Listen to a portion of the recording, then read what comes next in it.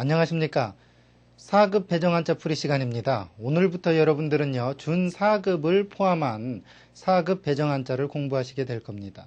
중요한 거는요, 여러분이 여기까지 오시는 데는 그만한 원리와 저와 연관된 수많은 이야기 속의 논리들을 터득하셨을 겁니다.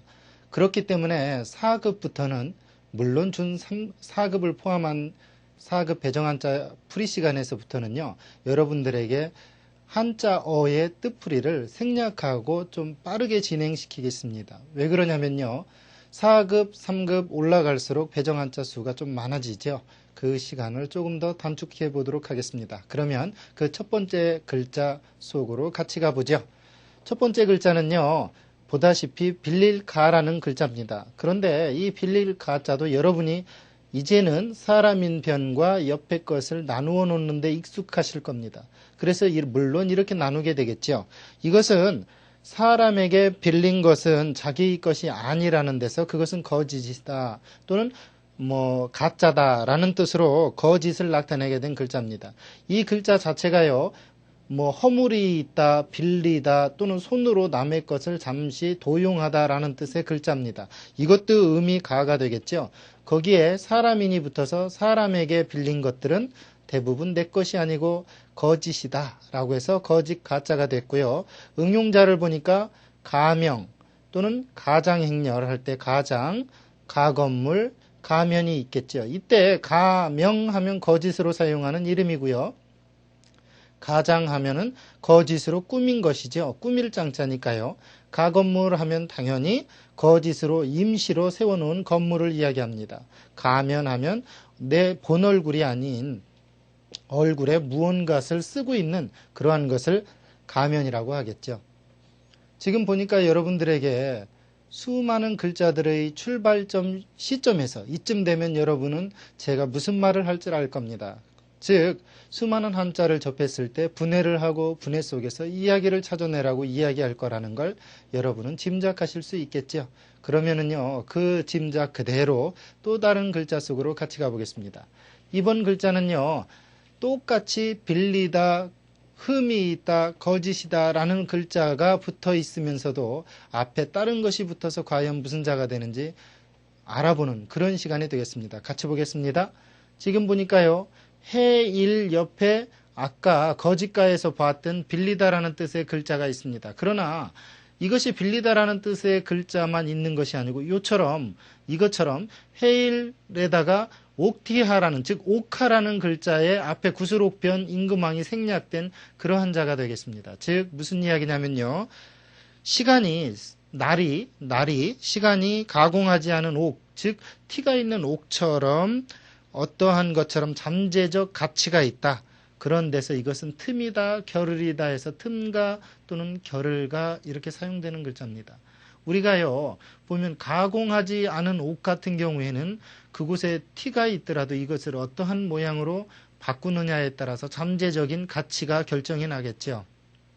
즉 날일 중에 즉 시간 중에서 가공하지 않은 옥처럼 어떤 잠재적 능력이 있는 그러한 것을 틈이요 또는 겨를이요 그러한 가치가 있는 것이다 라고 해서 틈가라고 하자 또는 겨를가라고 하자 할 때 쓰는 자입니다. 물론 여기서 틈이라는 것은 어떤 문틈이나 그러한 틈이 아니고 시간적이나 어떤 잠재적인 가치 속에서 조금 쉬는 그러한 것을 틈이라고 합니다. 우리가 그 사람 참 빈틈이 없다 할 때 어떤 사이를 얘기하는 게 아니고 소위 말하면 어떠한 결을 잠재적 가치 그런 것을 가라고 한다는 거죠. 예를 들어서 병가 그러면 병으로 인해서 잠시 동안만 쉬고 있는 거지만 병이 없으면 충분한 능력을 발휘할 수 있다는 거고요. 한가하다, 휴가 또는 여가 할 때 쓰는 그러한 가짜가 되겠습니다. 이처럼만 보더라도요. 여러분에게 많은 글자들이 이야기 한자일 것이고 그것이 적용될 때는 정확한 뜻으로 적용이 된다는 거죠. 우리가 틈이라는 글자가 있죠. 예를 들어서 사이간자 같은 것, 틈간, 사이간이라는 이런 것은 어떤 공간적 사이고요. 지금 배웠던 틈가 또는 결을 가자는 단순한 공간적 틈이 아니고 능력적 틈, 즉 잠시 쉬어야 되고 잠재적 가치가 있는 틈 또는 그러한 휴식, 그것을 결을가 틈가라고 한다는 거죠. 그러니까 여러분들 틈이라고 그래서 다 틈이 아니죠. 여러분 이 틈을 비집고 들어와서 저한테 질문하실 분 할 때 틈과 또 야, 참 빈틈이 없다. 그럴 때의 틈이 약간은 차이가 있다는 거죠. 그러면 또 다른 글자 보도록 하겠습니다. 이번 글자는 여러분들이 좀 보아도 언뜻 알 수 있는 글자입니다. 어떤 식인지 같이 한번 보도록 하겠습니다. 지금 이 글자는요, 자세히 보니까 단일행이라는 글자와 흑토 두 개가 합쳐졌습니다. 이 흑토 두 개라는 것은 무엇을 의미하느냐면요, 바로 홀규라고 해서 원래 지경과 지경, 즉 흑과 흑 사이의 어떤 경계, 그것을 다스릴 수 있도록 임금이 준 신표, 요즘 말로 말하면 임명장, 그것을 홀이라고 합니다. 옛날에는 종이가 발달하지 않았고 또 이따 손치더라도 비나 난감한 경우를 겪으면 금방 사라지겠죠. 그래서 코팅이 발달하지 않았고 실제로 비닐이 없었기 때문에 옷 같은 데다가 이 사람의 쉼표를 써줍니다. 여기서 쉼표가 아니고 신표입니다. 그것을 거리마다 들고 다니니까 한마디로 말해서 다니는 길이 영토와 영토의 경계에 이어지는, 소위 말하면 그 호를, 인신, 쉼표를 가지고 다니는 큰 거리다 해서 거리라는 그런 글자로 바뀌었습니다. 이 글자가 들어가면 조금 더 길보다는 좀 넓은 의미로 가가 쓰이겠죠. 상가 또는 가로등 또는 시가지 또는 가판, 우리가 길가에서 무엇을 파는 것을 가판이라고 그러죠. 이것을 요즘은 노점상 그래서 노판이라는 말도 쓰지만 노라는 것은 길을 이야기하는 거고요. 가는 그렇게 다니는 조금 더 넓은 의미의 길거리, 거리를 의미한다 하겠습니다. 즉 단일행이라는 뜻이 홀과 같이 어떤 임금의 천자로부터 받은 제후의 신인인 홀이 즉 경계와 경계되는 땅을 다스릴 수 있도록 만들어진 거리, 그것을 가라고 한다는 거죠. 이런 의미에서 보면은요, 거리가는 길로보다 조금 더 의미가 확장이 됐다는 것 알 수가 있습니다. 예를 들어 너는 몇 번가에 사느냐 할 때 가는 블럭과 블럭 사이에 좀 넓은 의미의 거리라는 뜻이고요. 길로는 좁은 의미의 길이라는 뜻이겠죠. 다음 글자 같이 보도록 하겠습니다. 이번 글자는요, 세길각이라는 글자입니다. 좀 모양도 돼지해가 있기 때문에 가로, 금, 세로, 금, 빗겨, 그은, 금이 합쳐 있어 보입니다. 같이 보겠습니다. 사실 이런 돼지해라는 것과 칼도가 합쳐진 겁니다. 이것은 선칼도, 칼도방이라고 그러고요. 이거는 칼도라고 그러죠. 그러나 같은 의미입니다. 어떻게 만들어진 글자냐면요, 칼로 센 힘이 들어간다는 뜻인 돼지해처럼 힘주어 새긴다는 거예요. 즉 이 칼로 돼지해처럼 가로금 세로금 빗겨서 자꾸 무언가 힘주어서 새긴다. 그것이 각이라는 거죠. 새길 각이라는 글자고요. 각고의 고통을 겪는다 할 때 각고, 조각 또는 각주구검, 시각이라고 할 때도 쓰이겠죠. 이때는 아주 짧은 시간을 각이라고 하겠죠.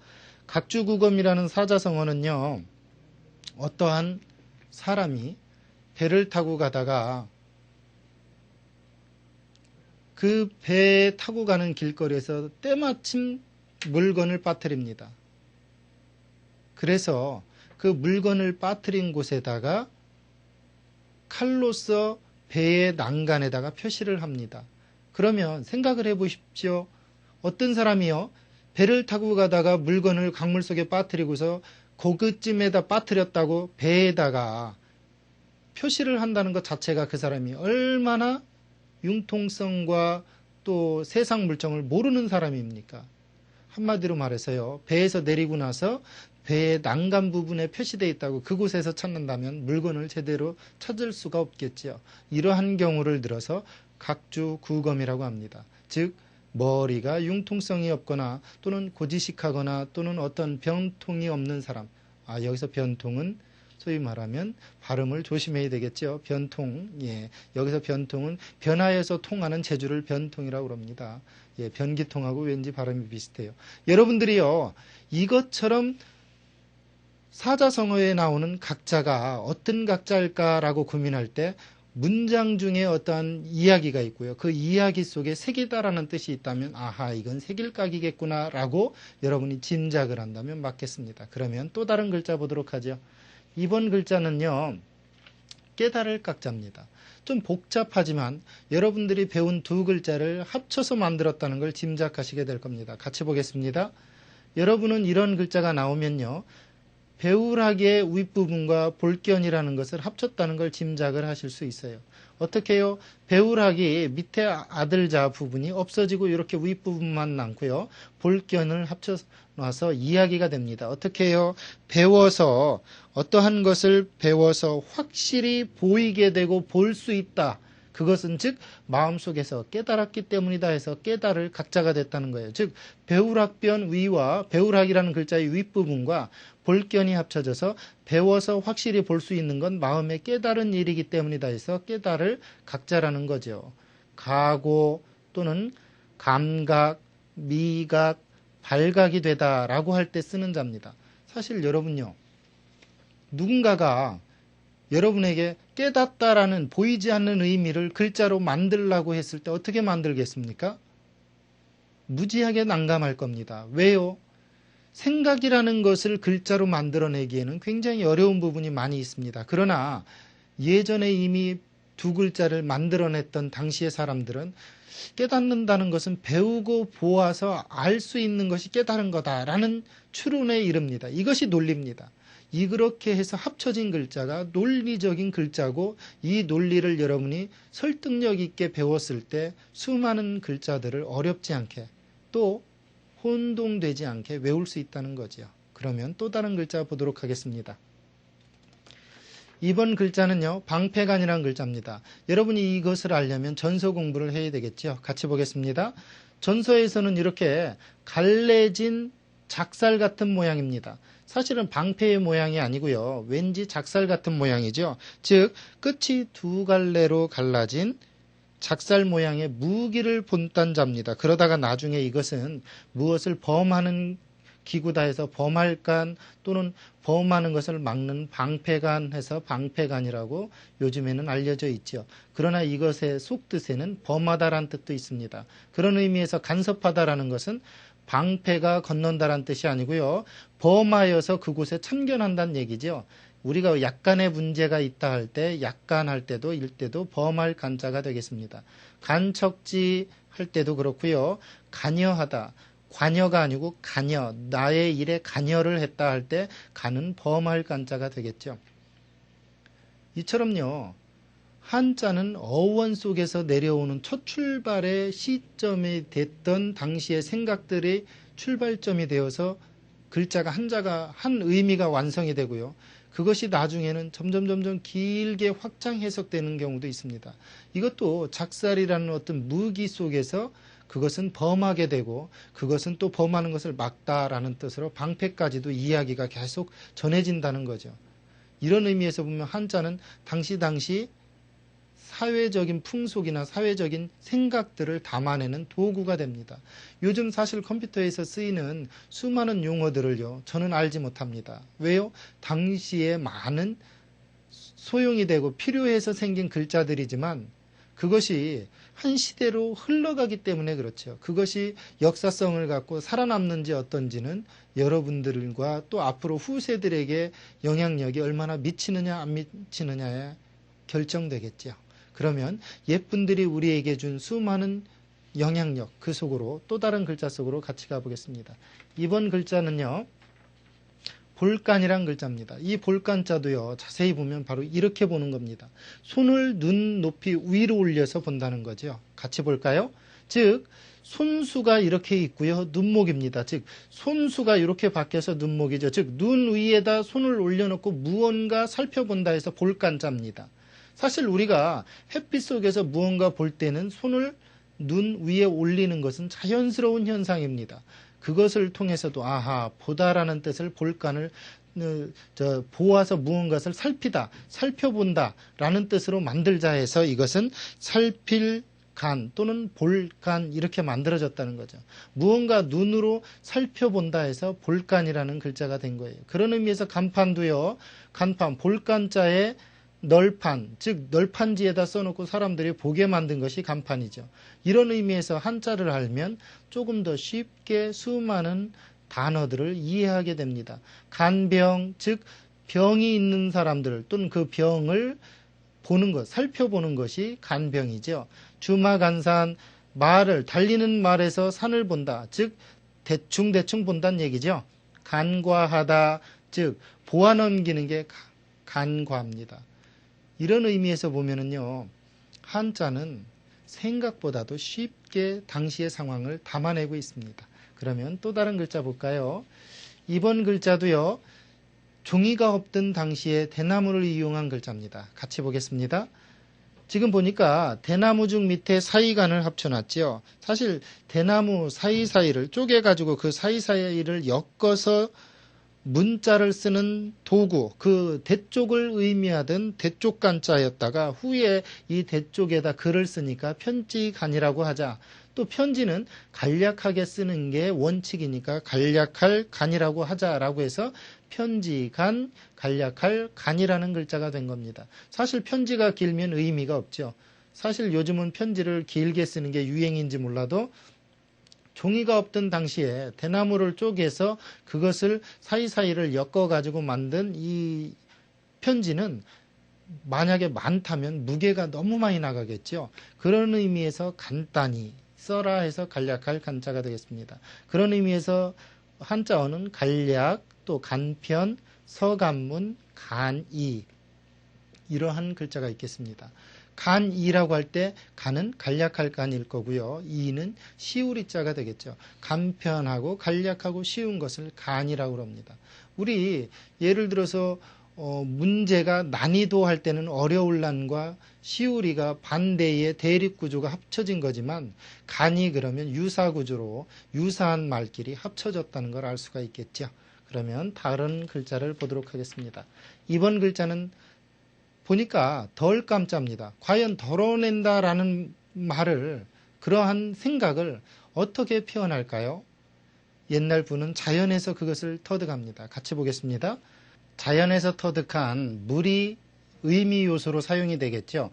물이 다했다. 즉 물이 다하기 위해서 양이 점점 줄어든다. 한마디로 말해서 물이 덜어져서 다하여 양이 줄어든다. 그런 쪽에서 덜어내다라는 말을 덜 감으로 만들어내자. 이렇게 된 거죠. 감과 함은 의미 비슷합니다. 그런 의미에서 물이라는 자연 속에서 다라는 의미를 만들어냈고요. 그 다라는 의미와 같이 합쳐놓고서 물이 점점 양이 다하여 줄어든다. 그런 의미에서 우리는 덜어내다, 덜다, 빼다 라는 뜻으로 이 글자를 사용하자라고 당시의 상황을 또는 자연적인 현상을 결합시켜 놓은 거죠.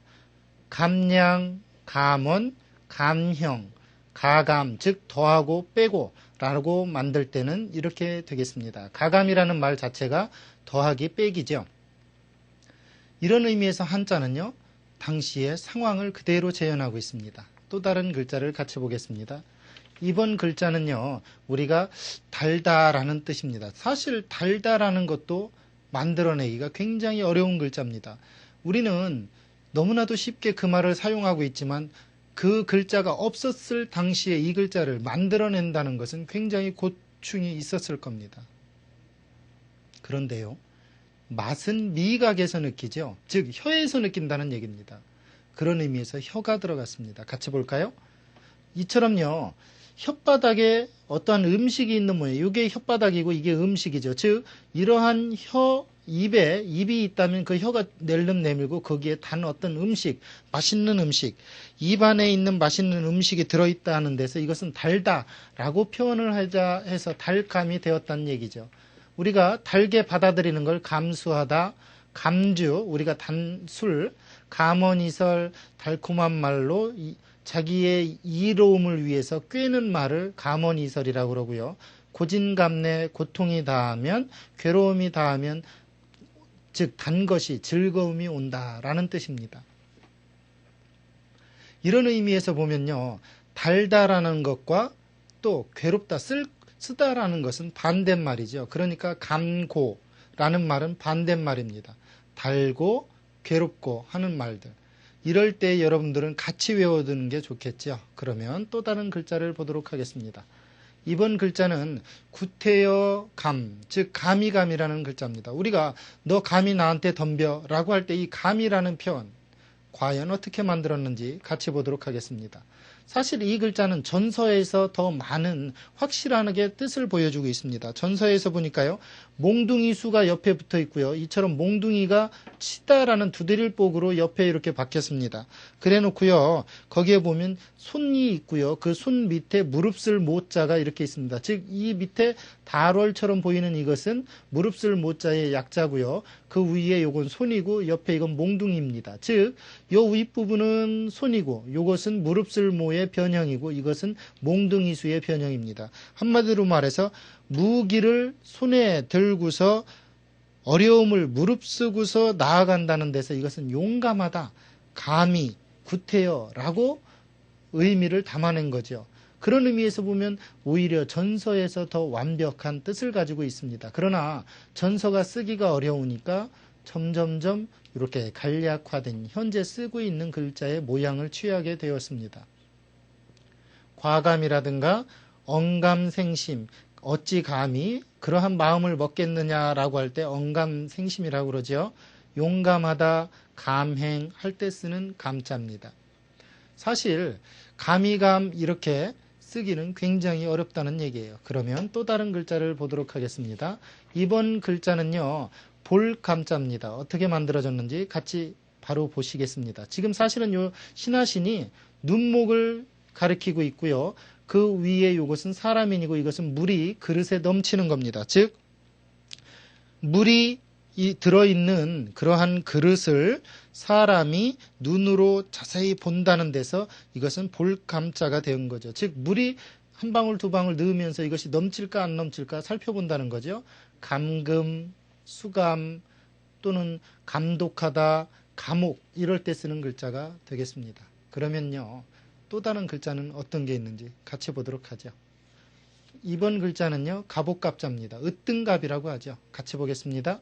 사실 이 갑옷갑은요. 이처럼 어떤 콩나물처럼 무언가 껍질을 뒤집어 쓰고 올라오는 것이 으뜸이다. 새싹이 껍질을 뒤집어 쓰고서 땅 밖으로 돋아난 데서 이것은 첫 번째 천간이다 해서 그 천간갑자죠. 또 으뜸갑이라고도 하고요. 첫 번째라고도 얘기합니다. 그런 의미에서 갑부 그러면 제일부자고요. 철갑하면 갑옷을 얘기하는 거고 갑나물려, 환갑 이럴 때 쓰는 글자가 되겠습니다. 사실 갑옷이라고 하는 것은 음이 똑같이 쓰이기도 했지만 변천이 됐다는 거죠. 또 다른 글자 알아보도록 하겠습니다. 이번 글자는요. 편한강자입니다. 어떻게 만들어졌는지 같이 볼까요? 손에 절구공이를 들고 집 밑에서 무언가 절구를 찢는 모습 속에 쌀미가 붙었습니다. 즉 절구공이를 들고 뭔가 기분 좋게 밝게 절구질을 하면서 나달이 이렇게 있습니다. 그러니까 풍부하게 먹을 수 있다. 즉 집안에 합쳐져서 결실이 많아나서 집안이 편안하다라는 뜻으로 편한강자고요. 강건, 건강, 강령 이럴 때 쓰는 글자가 되겠습니다. 그러면요. 마지막 글자가 어떤 글자인지 같이 보도록 할까요? 이번 시간의 마지막 글자는 음이 두 가지로 납니다. 어떻게 나는지 같이 보도록 하죠. 지금 보니까요. 이건 언덕이죠. 언덕이고 이건 위에 발 밑에 발입니다. 즉 높은 언덕에서 아래로 향한 두 발을 그린 요 강자하고 합쳐져서 높은 언덕에서 아래로 두 발이 밑에 쪽을 향해서 미끄럼을 트듯이 내려온다. 미끄럼을 타듯이 내려와서 내릴 강자고 내려온 사람들은 대부분 항복한 사람들이다. 전쟁에서 높은 곳을 지키다가 내려오면 항복한 거죠. 그래서 내릴 강, 항복할 항. 의미 두 가지니까 시험에 꼭 나겠죠.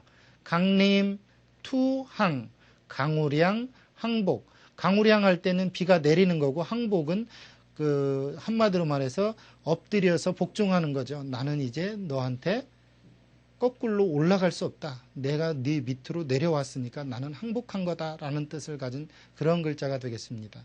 의미 두 개가 나는 것은 대부분 시험에 난다는 것. 여러분 꼭 유념하시고 이 글자를 외워주시기 바라겠습니다. 오늘 강의는 여기까지입니다. 감사합니다.